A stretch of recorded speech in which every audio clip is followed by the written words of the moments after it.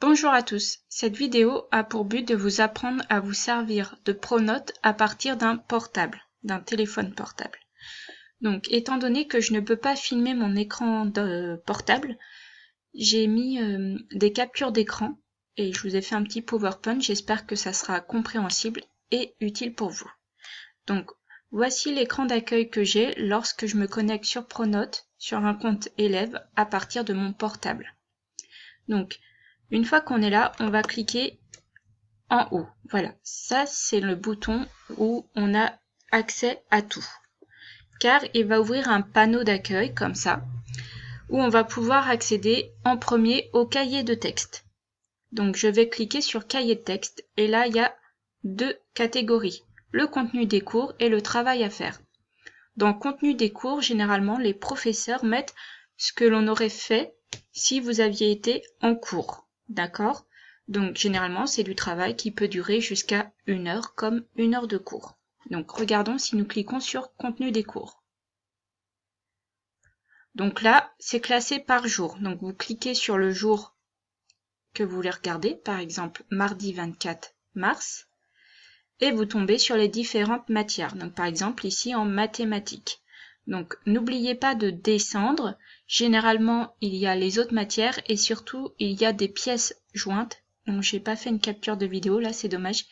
Mais n'oubliez pas d'ouvrir les pièces jointes PDF ou QCM, etc. Ensuite vous allez recliquer ici pour accéder à une autre catégorie. Par exemple, ça ouvre de nouveau le panneau. Je vais regarder encore dans le cahier de texte.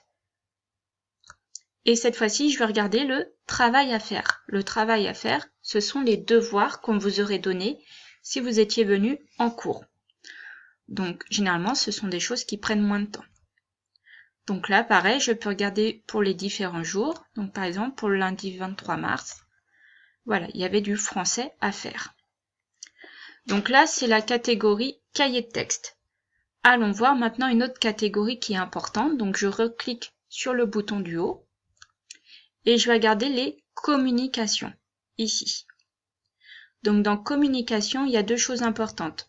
Les discussions, qui permettent aux professeurs de vous envoyer des sortes de mails et auxquels vous pouvez répondre et la conversation du coup est mieux suivie que dans les mails. Parce que ça fait comme dans un chat, on voit les différentes conversations qu'on a déjà pu avoir ensemble. Toujours dans discussion, donc toujours dans communication, donc je reclique en haut, je retourne dans communication. Ce qui peut être important de regarder, ce sont informations et sondages. Vous voyez ici par exemple, il y avait un petit 3 en haut sur la page d'accueil. Ça nous disait qu'il y avait 3 choses à regarder dans communication et notamment 3 informations et sondages.